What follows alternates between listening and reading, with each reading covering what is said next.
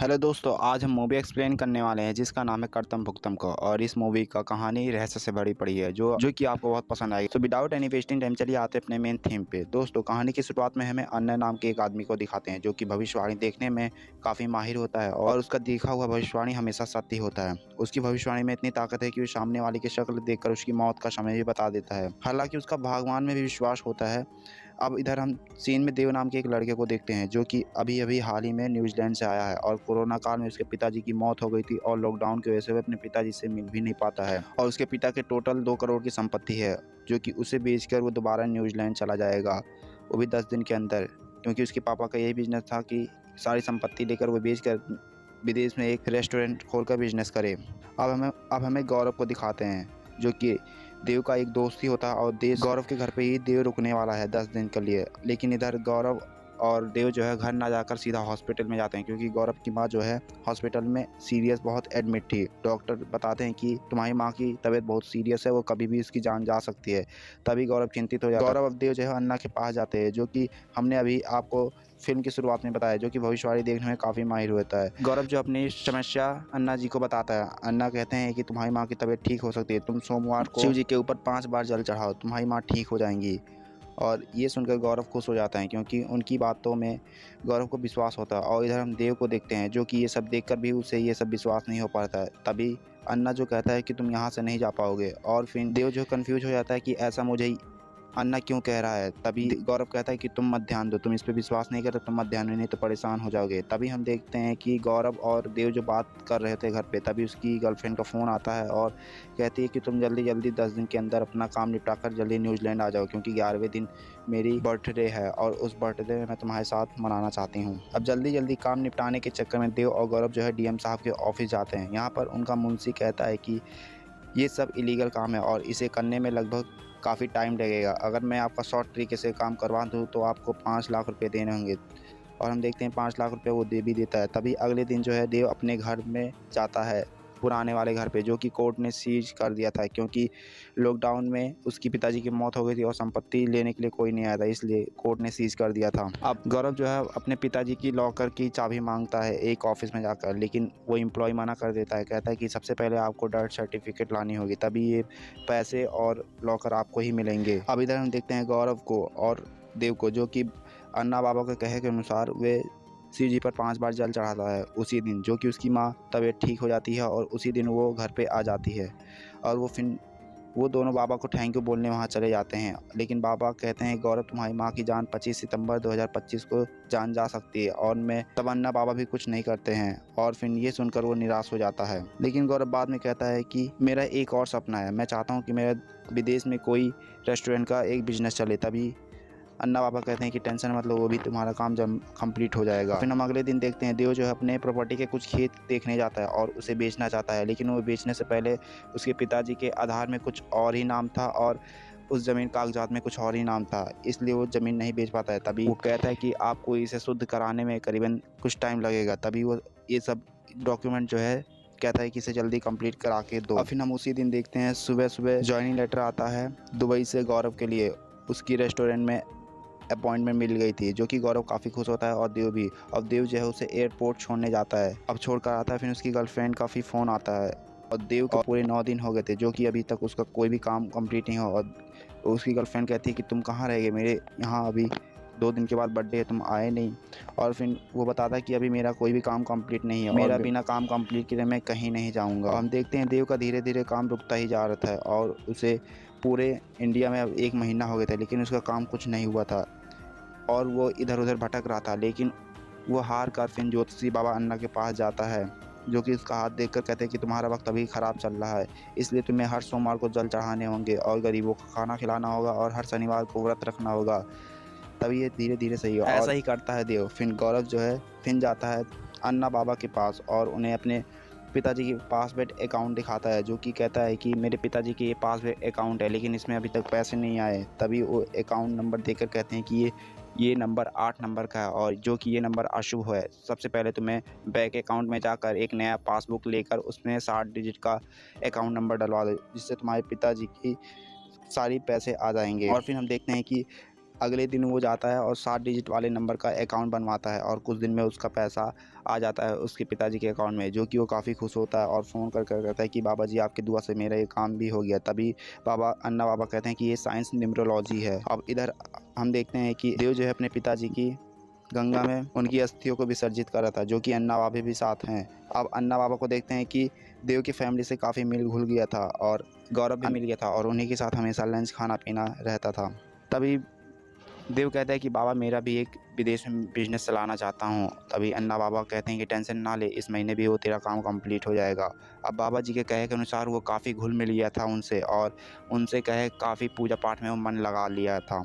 अब इधर देखते हैं कि देव का अब धीरे धीरे सारा काम कंप्लीट होने लग गया था। जो भी उसका डॉक्यूमेंट वेरीफाई होना था, जो भी डॉक्यूमेंट में गड़बड़ी थी, अब धीरे धीरे सब सही होता है। लेकिन इधर हम देखते हैं जिया को, जो कि देव की गर्लफ्रेंड होती है, और वो उसे अभी लगता है कि देव जो है उसके साथ चीट कर रहा है, क्योंकि उसे इंडिया में ज़रूर कोई लड़की मिल रही है, तभी उसका फ़ोन कोई रिस्पांस नहीं दे और ना ही उसके मैसेज का रिप्लाई दे रहा है। और हम देखते हैं कि दिन पे दिन अब इधर देव पूजा पाठ में काफ़ी मन लगा रहा था, जो कि उसी के चक्कर में, पूजा पाठ के चक्कर में, वो जियो का फ़ोन भी पिकअप नहीं कर पाता था। अब देव का हम देखते हैं कि सारा वर्क धीरे उसका सारा कंप्लीट हो गया था, जो कि अब उसका डिसीजन था कि अब वो आज ही दोपहर को निकलेगा। सबसे पहले वो बाबा जी का आशीर्वाद ले 1 बजे, इसलिए फ़ोन लगाता है कि बाबा मैं आपके पास 1 बजे आऊँगा। तभी बाबा कहते हैं कि नहीं, आज बुधवार है, तुम ग्रीन कलर की ड्रेस पहन लो, यही तुम्हारे लिए शुभ दिन है।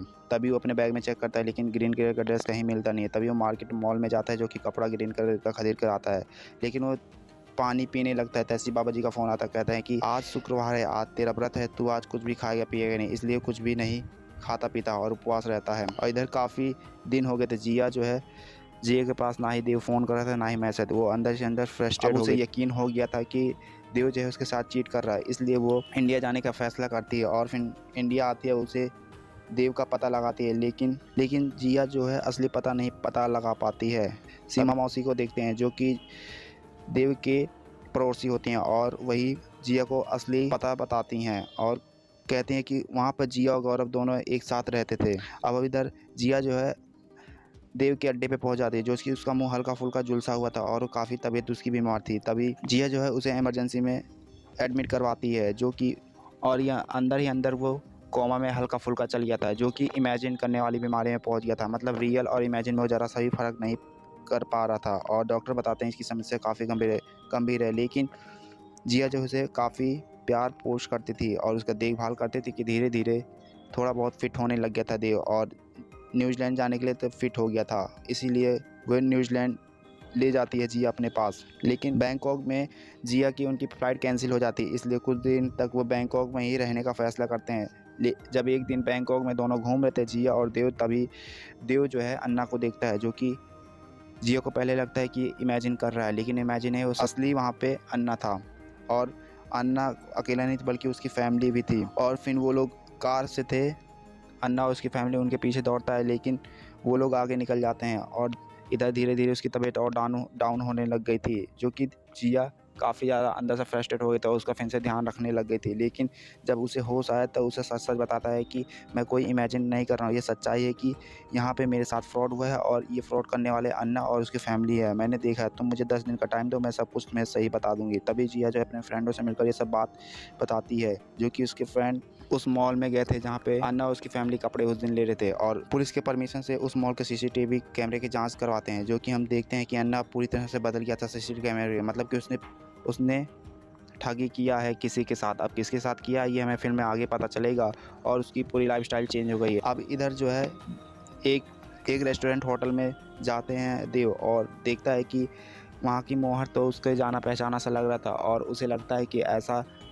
मोहर तो अपने माथे पर गौरव ही लगाता था। तभी उस रेस्टोरेंट में जाता है, जैसे ही गौरव देखता है देव को वहाँ से भागने लगता है, लेकिन फाइनली देव उसे पकड़ ही लेता है और कहता है कि सच सच बता, नहीं तो मैं तुझे पुलिस के हवाले कर दूंगा। तभी वो सब कुछ डरा हुआ बताता है कि अन्ना का पूरा नाम काशीपुरम लक्ष्मी है और उसकी पत्नी का भी नाम लक्ष्मी है, और वो बताता है कि उसका एक बेटा समीर है और मैं मिले थे, जो कर्नाटक में हम दोनों ने प्लान बनाया था कि रातों रात हम कैसे अमीर हो। तभी समीर के पिता यानी कि अन्ना जो है ज्योतिषी से, और उन्हें पता था कि हमें कब अमीर होना है, इसलिए वो भविष्यवाणी करके बता दिए थे कि विदेश से लड़का आएगा, जो कि हमारी दिन बदल जाएंगे और उसके सारे संपत्ति हड़प लेंगे और उसको सारा डॉक्यूमेंट बिगाड़ देंगे। तभी हमारे तंत्र मंत्र में फंस जाएगा और हम उसे ठग लेंगे। और गौरव ये भी बताता है कि जो तुम्हारे सामने अन्ना ने भविष्यवाणी की थी वो सब कुछ प्लान के मुताबिक ही, ताकि तुम्हें एहसास हो जाए कि तंत्र मंत्र और अंधविश्वास में। और फिर गौरव ये भी बताता है कि तुम्हारे अकाउंट हैक कर लिया गया, तुम्हारे जितने भी पैसे थे हमने सारे निकाल लिए हैं। और गौरव ये भी बताता है कि तुम इस दिन बाबा से जब 1 बजे मिलने आ रहे थे तो अन्ना बाबा तुम्हें जान से मारने की पूरी प्लानिंग कर रहे थे। मतलब कि अगर तुम उस घर में 1 बजे आ जाते तो गैस सिलेंडर फटने से तुम्हारी मौत हो गई थी, लेकिन तुम किसी कारण वहाँ से निकल गए थे। तुम्हें लगा कि मेरा फ़ोन नहीं है, इसलिए तुम फ़ोन लेने चले गए, तब तो वहाँ से ब्लास्ट हो गया था और सिर्फ तुम्हें हल्का सा ही झुलस आया था तुम्हारे चेहरे पे। अब इधर देव गौरव से कहता है कि मैं तुम्हें छोड़ दूंगा, मैं तुम्हें पुलिस के हवाले नहीं करूँगा, लेकिन तुम्हें मेरी एक शर्त माननी होगी। तुम्हें सबसे पहले जाना होगा कि गौरव और देव जो है एक सिलेंडर हादसे में मारे गए हैं। तुम्हें ये न्यूज़ फैलानी होगी और ये न्यूज़ देखकर मेरा आगे का प्लान काम करेगा। तब ये ऐसा न्यूज़ फैला देता है जो कि अन्ना देखकर काफ़ी दुख होता है कि गौरव चला गया, लेकिन वो खुश भी होता है कि देवा भी चला गया। तभी वो अन्ना जो है गौरव की बॉडी देखने के लिए हॉस्पिटल में जाता है, जो कि उसका चेहरा इतना झुलस गया था कि अन्ना भी नहीं पहचान पा रहा था कि ये गौरव ये कुछ है। ये सब कुछ जिया और गौरव और देव के प्लानिंग था और वो किसी और के बॉडी लगा दिए थे जिससे अन्ना को लगे कि गौरव मरा हुआ। इधर देखते हैं अन्ना को जो बार बार देव ही दिख रहा था, जो कि काफ़ी फ्रस्ट्रेट हो रहा था और वो जाके ये सब बातें अपनी पत्नी को बताता है और उसकी पत्नी भी उसे काफ़ी सहारा देती है। लेकिन अब एक दिन मसाज के तौर पर जिया जो है उसके घर पे जाती है अन्ना के, और फिर लक्ष्मी जिया को बताती है कि मेरे चेहरे को काफ़ी जवान करना है ताकि मैं पहले जैसे खूबसूरत दिख सकूँ। तभी जिया कहती है कि मेरे पास एक डॉक्टर है, मैं जानती हूँ, तुम उनके पास चले जाओ, तुम्हारा सारा चेहरा एकदम नौजवान कर देंगे। तभी वो लोग जाती हैं, यानी कि जिया अपने प्लान के मुताबिक लक्ष्मी को एक हॉस्पिटल में जाती है, जो कि नर्स उसे सुई लगाती है, उसके चेहरे पर क्रीम लगा देती है और फिर बेहोश हो जाती है, जो कि लक्ष्मी अपने आप को रोड पे पाती है और उसका चेहरा पहले से कई गुना बेकार हो जाता है। इधर हम गौरव को देखते हैं जो कि उसके बेटे समीर को बुलाते हैं और समीर उसी का बेटा होता है अन्ना का, और उसे ड्रग्स बुलाने के लिए रेस्टोरेंट में बुलाता है, जो कि जिया फ़ोन कर देती है पुलिस में और इन दोनों को इलीगल ड्रग्स पकड़ते समय समीर भाग रहा होता है और समीर भागते ही पुलिस उसे गोली मार देती है, जो कि मौत हो जाती है। के दुख में वो दोनों की हालत काफ़ी ज़्यादा कमज़ोर हो गई थी, अन्ना और लक्ष्मी की। और अन्ना को समझ में आ रहा था कि ये कोई प्लान के मुताबिक किया गया है, मतलब कि देवा भी जिंदा है और वही सब कर रहा है। अब सब कुछ जिया और देवा के मुताबिक सब कुछ सही हो रहा था, अब उसका बदला भी पूरा रहता है। इसलिए गौरव को देव कहता है कि तुम जाओ दुबई में ऐश करो, मैं तुम्हें प्लान के मुताबिक फिर से बुलाऊंगा। अब सारी बातें गौरव जो है देव का ही मानता है, इसीलिए एयरपोर्ट पर जब वो दुबई जाता है गौरव, तो उसके शर्ट के अंदर देवा ड्रग्स और डायमंड इलीगल रख देता है, जो कि एयरपोर्ट के ऑफिसर उसे पकड़ लेते हैं और वहाँ से भागने की कोशिश करता है और उसे भी वो गोली मार देते हैं। अब देखते हैं कि ये सब खबर सुनकर अन्ना बहुत दुखी होता है और फिर वो जब घर पे आता है एक दिन, तो वो देखता है उसकी बीवी कूदकर आत्महत्या कर लेती है, जो कि काफ़ी ज़्यादा दुखी हो रहा था और वो सदमे से हल्का फुल्का चल गया था। फिर वो धीरे धीरे देखते हैं अन्ना पागल हो गया था और एक पागल हॉस्पिटल में एडमिट है और उसकी हालत काफ़ी ज़्यादा ख़राब हो गई थी। और फिर हम देखते हैं कि अब सब कुछ उसे संपत्ति मिल जाती है देव को, और फिर जिया और देवा अब हमेशा के लिए न्यूजीलैंड चले जाते हैं और वहाँ से फिल्म यहीं पे ख़त्म हो जाती है। हाँ तो दोस्तों, अगर वीडियो आपको ज़रा सा भी पसंद आए तो एक लाइक और सब्सक्राइब कीजिएगा guys. Thank you, bye bye, see you again guys.